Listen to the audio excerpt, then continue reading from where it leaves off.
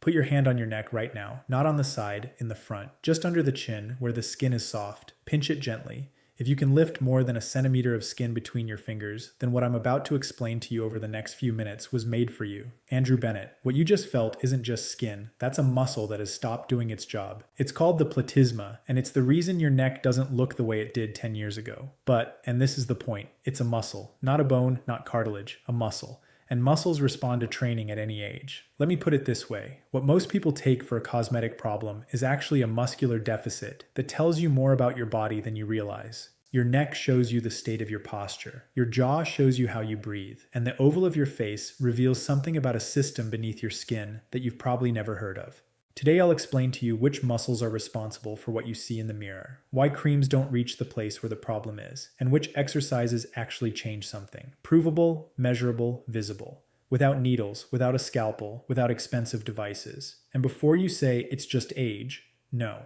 Age explains why it happens. It doesn't explain why you're doing nothing about it. Your body gave you the tools, you just have to use them. And I'll start with something that will surprise you. The problem doesn't begin at your neck, it begins between your shoulder blades. Your neck has 22 muscles, 22, and most of them you never train. Not consciously, not unconsciously, never. Let me put it differently. You go for a walk, your legs work, you carry grocery bags, your arms work, you sit at the table and eat, your jaw works. But your neck just stays still, passive, every day, and at some point it gives way.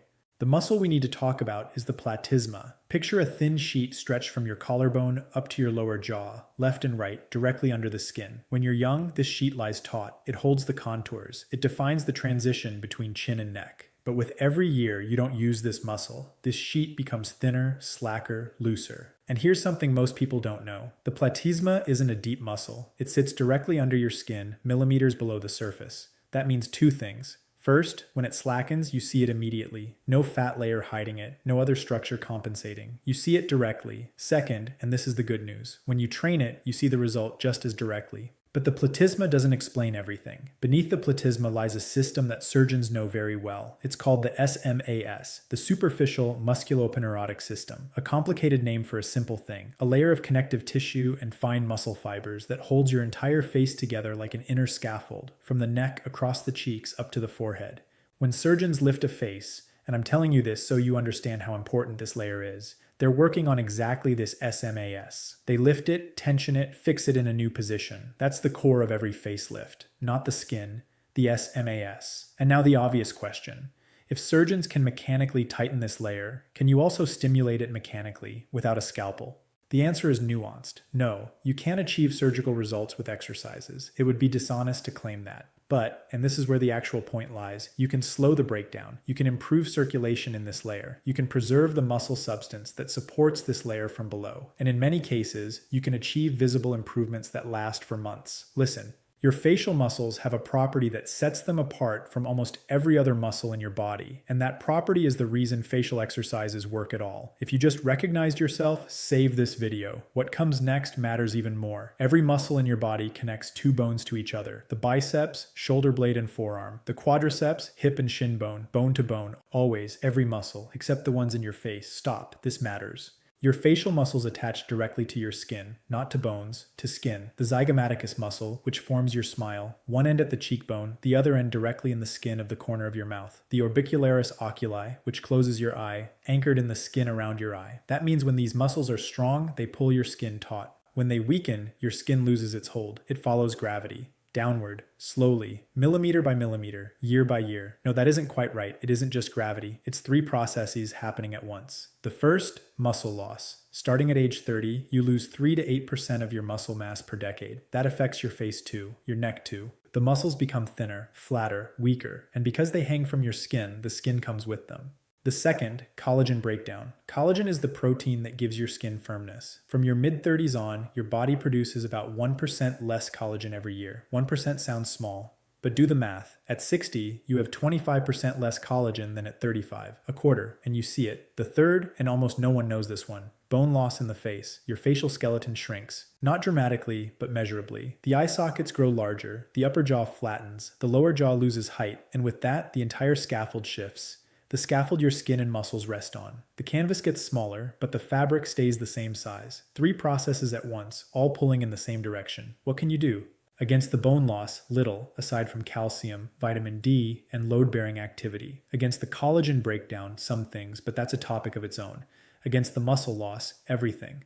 Because muscles respond to training at any age. And I say this deliberately, at any age. A large clinical study showed that people over 60 who systematically performed facial exercises for 20 weeks achieved a measurable increase in cheek fullness and an improvement in the facial oval. The participants were between 40 and 70, and the results weren't subjective. They were rated by independent dermatologists based on standardized photos. But, and this is the point most people miss, it matters which exercises you do, and even more, it matters which ones you don't do. Because there's one exercise almost everyone finds on the internet, almost everyone tries, and it does the exact opposite of what you want. It deepens the very wrinkles you're trying to get rid of. I'll come to that. But first we need to talk about something that comes before the exercises. How many hours a day do you look downward? At your phone, at your plate, at the keyboard, at a book, at the shopping list? Count honestly. 4 hours? 6? Every hour you spend with your head lowered shortens your platysma, not a little, measurably. Your head weighs about 5 kilograms. When you tilt it 30 degrees forward, and 30 degrees is less than most people think, the load on your cervical spine isn't 5 kilograms, it's 20, and your platysma has to carry part of that load, not as a support muscle, it's too thin for that, but as tissue that's under constant tension. And that tension does something concrete. It stretches the fibers of the platysma in a direction they weren't built for. Forward and down, day after day, and at some point, the muscle no longer remembers its starting position. It stays where you brought it, longer, slacker, thinner. But that's not all. When your head drifts forward, something happens to your entire jaw. It opens slightly, not visibly from the outside, but measurably. Your lower jaw drops minimally, and with that, the tension along your entire jawline shifts. The contour that defines your facial oval loses its sharpness. Not because your skin is giving way, but because your jaw is in a position it can't sustainably hold. I'll say this calmly, you can do 30 minutes of facial exercises every day. If you spend the rest of the day sitting with your head pushed forward, you're working against yourself. Every exercise you do in the morning, you erase in the afternoon. That's the point. And most of the instructions on the internet don't even mention it. The solution doesn't start with an exercise. It starts with a correction. Straighten up now. Pull your chin back slightly. Not pressing down, pulling back. As if someone were pulling a thread attached to the back of your head upward. Do you feel how your neck lengthens? That's the position where your platysma lies neutral. No pull, no shortening, neutral. And now do this. Place 2 fingers on your jawline, right below the ear. Pull your chin back. Do you feel the line under your fingers sharpen? That happens through the postural correction alone, without a single exercise. If you make this position a habit, you've done more for your facial oval than any cream you can buy at the pharmacy. If someone you love is ignoring these symptoms, share this video with them. Sometimes a stranger's voice lands better than your own. What I'm about to show you costs nothing, requires no equipment, and takes less than 10 minutes a day. But it demands something most people can't muster: patience. 4 weeks before you feel something, 8 weeks before you see something, 12 weeks before others notice. Listen carefully. We start with the neck, 3 exercises. Each one targets a different structure. Exercise 1, platysma activation. Sit upright, chin slightly raised, not overextended. Now pull your lower lip over your lower row of teeth and tense the muscles of your neck. You should see the tendons of your neck stand out. 2 vertical cords, left and right. That's your platysma. Hold that tension for 5 seconds. Release, repeat 10 times. Sounds simple. It is, but most people do it wrong. They clench the jaw instead of activating the platysma. If your jaw joint hurts, you're doing it wrong. The tension belongs in the neck, not in the jaw. And one more note, keep breathing. Sounds obvious. It isn't. Most people involuntarily hold their breath the moment they tense up. Breathe evenly through the nose. Exercise 2, resistance stretch. Place your palm flat on your forehead. Push your head forward while your hand holds against it. Your head doesn't move, but the entire front chain of your neck is working. Hold 5 seconds, 10 times. Then the same to the side. Hand at the temple, head pushing against it, 10 times each side. This exercise doesn't just strengthen the platysma, it trains the deep neck muscles that stabilize your cervical spine. And a stable cervical spine means an upright head position. An upright head means less pull on your platysma. Everything is connected. The pressure you apply with your hand doesn't need to be strong. About 50% of your maximum force, no more.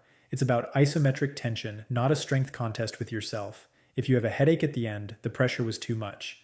Exercise 3, the tongue exercise. Wait, the tongue for the neck? Let me put it this way. Your tongue is a muscle that reaches deep into your mouth floor. The musculature of your mouth floor is directly connected to the musculature of your neck. If your mouth floor is weak, the area under your chin sags. That's the so-called double chin. which is often not a fat problem at all, but a muscle problem. The exercise: press the tip of your tongue firmly against your palate, not against the teeth, against the palate, right behind the upper front teeth. Hold the pressure and swallow. Do you feel the muscles under your chin contract? That's the mylohyoid, the muscle that lifts your mouth floor. 10 repetitions, 3 times a day.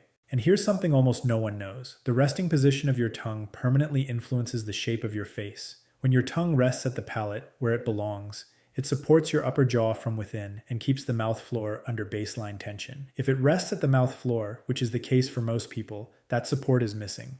All day, every night. 3 exercises together, less than 5 minutes. But here's something crucial. You have to dose them correctly, not more than what I just said. Your facial muscles are small. They regenerate faster than large muscles, but they also overload faster. If you do 30 repetitions at the start instead of 10, you risk tension in the jaw joint, headaches, and overloading of your neck musculature. Less really is more here, not as a slogan, as physiological reality. And that brings me to the mistake I mentioned earlier, the exercise recommended everywhere that you should not do. You probably think, if I train the muscles around my mouth, the wrinkles around my mouth will disappear. That sounds logical.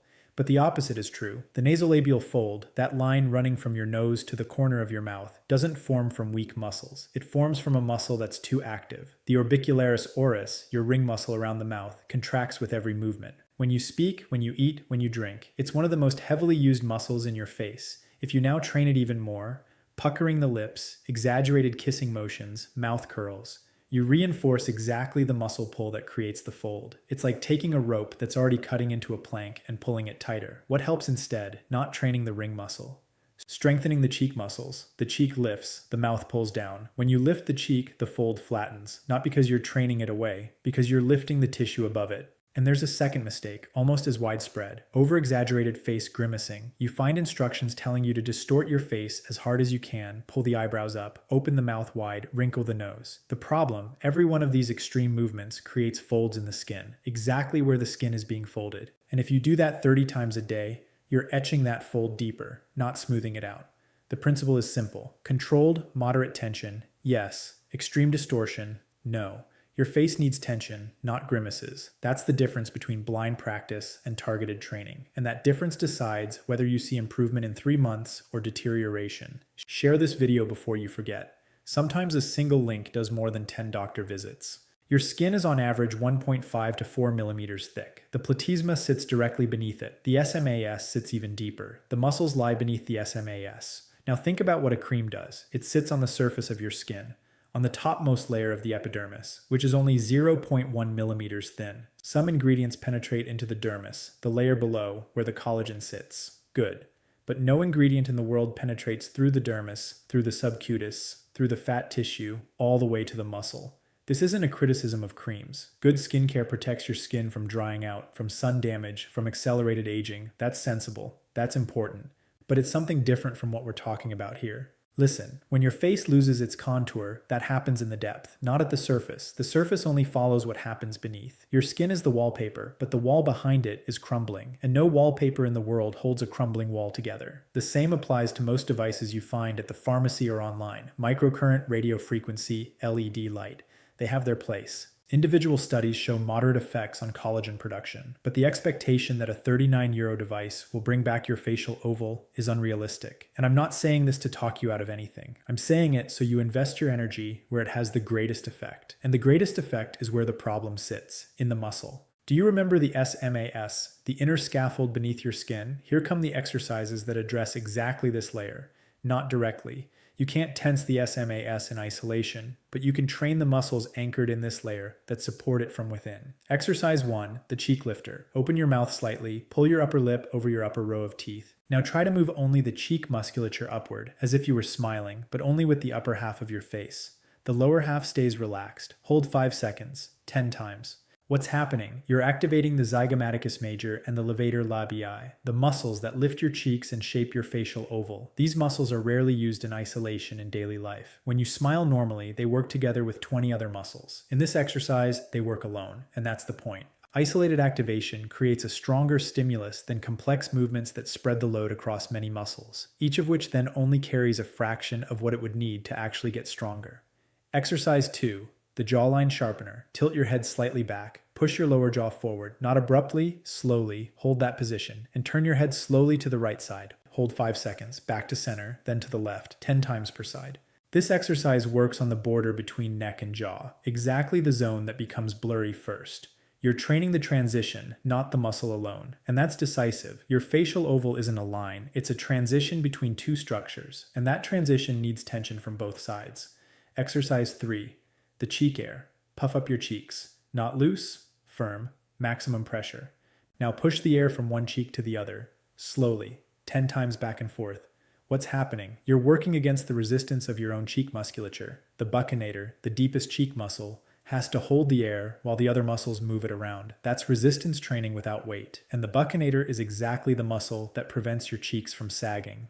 No, that isn't quite right. Let me phrase it more precisely. The buccinator alone doesn't prevent it, but it forms the inner support wall of your cheek. When it's strong, the cheek has volume from within, not inflated volume. Structural volume. The difference is visible. Now a word on frequency. I recommend once a day in the morning in front of the mirror so you can watch your movements. The entire routine, neck and face together, takes 8 to 10 minutes, not 30, not 45, 8 to 10, and I'll tell you why not more. Your facial muscles have a higher proportion of slow twitch fibers than, for example, your thigh. Slow fibers are endurance fibers. They respond to moderate, regular load, not to intense, single sessions. 10 minutes every day brings more than 30 minutes 3 times a week. That's not an opinion. That's physiology. 82%. That's how much of your facial expression is determined not by your muscles themselves, but by the tissue surrounding them. Fascia, fat, skin, connective tissue. The exercises are the most important lever, yes, but they aren't the only one. 3 things that support your exercises from within. First, water. Your fascia, the connective tissue that surrounds your muscles, is over 70% water. If you chronically drink too little, your fascia becomes stiff, brittle, and stuck together. Stiff fascia means your muscles can't move freely, and the exercises work less well. 1.5 to 2 liters a day. No herbal tea, no filter coffee, water. Second, collagen building blocks. Your body builds collagen from amino acids, vitamin C, and zinc. Without these building blocks, it can't repair the damage that arises daily in your skin. Cottage cheese, eggs, whole grain bread with sauerkraut. Your kitchen has everything you need, no special product required. Third, lymphatic drainage. Your face has a network of lymphatic vessels that transport waste substances and excess fluid away. When this system works sluggishly, and it does in most people who move very little, fluid accumulates in the tissue. Your face looks puffy, swollen, heavy. Not because you have too much fat, but because fluid is stagnating. What helps? Gently stroking your face with your fingers, from the center of the face outward, from the eyes down to the ears, from the ears down the neck, 2 minutes in the morning, before the exercises, with light pressure. No firmer than the weight of your own fingers. Tap thumbs up, and someone going to bed tonight without this knowledge will have it tomorrow. I won't give you a summary lecture. I'll give you a plan. One for tomorrow morning. You get up, you drink a glass of water, you stand in front of the mirror. 2 minutes of lymphatic drainage, gently stroking the face, center outward, top to bottom, down the neck. Then 3 minutes of neck. Platysma tension, 10 repetitions. Resistance push against the forehead, 10 repetitions. Tongue against the palate and swallow, 10 repetitions. Then 4 minutes of face. Cheek lifter, 10 repetitions. Jawline sharpener, 10 per side. Cheek air, 10 back and forth. What you should not do, puckering, exaggerated mouth exercises, anything that reinforces the ring muscle around your mouth. You know now why, and what you can do all day, without doing a single exercise. Pull the chin back, not pressing down, back, every time you think of it, at the desk, at a red light, watching TV. This one correction changes more than any cream. What can you expect? I'll tell it to you the way I see it. After 4 weeks, you feel a change. Your neck feels firmer, not tighter, firmer. After 8 weeks, you see it. The jawline gets sharper, the area under the chin tightens up. After 12 weeks, someone else sees it, and then something interesting happens. Then you don't want to stop anymore. But let me tell you one more thing, and this matters to me. The change doesn't run linearly. In the 2nd and 3rd week, you'll think nothing is happening, that it isn't working, that you're wasting your time. That's normal. Your muscle is building itself from within. The fibers become denser. Circulation improves. Neural control becomes more precise. You don't see any of that. You don't feel it, but it's happening. And at some point, usually between week 4 and 6, you notice it suddenly, not gradually, suddenly, as if someone had flipped a switch, because you've understood that your face isn't fate, it's a muscle, many muscles. And muscles respond when you ask them to, at any age, without exception. That's the point. I want you to do one single thing tonight, just one. Stand in front of the mirror, reach under your chin, tense your platysma, lower lip over the lower row of teeth, neck engaged, hold 5 seconds, 10 times, that's all. Not the entire routine, not everything at once, just the platysma, 10 times tonight. Why? Because the hardest step is never the exercise. The hardest step is doing it for the first time. And if you do it for the first time tonight, the probability that you'll go through the entire routine tomorrow morning is many times higher. I'll say it to you this way: your face won't change overnight. But the process that changed your face didn't start overnight either. It began years ago, quietly, slowly, millimeter by millimeter. And just as quietly, slowly, millimeter by millimeter, you can reverse it. Not completely, not the way it was at 20, but clearly, visibly, tangibly. And that doesn't worry me. What worries me are the people who watch this video, nod, and do nothing, who think, interesting, I'll get to it sometime. Sometime isn't a moment. Tonight is one. I'll keep telling you what others prefer to keep quiet if you keep listening. Until next time.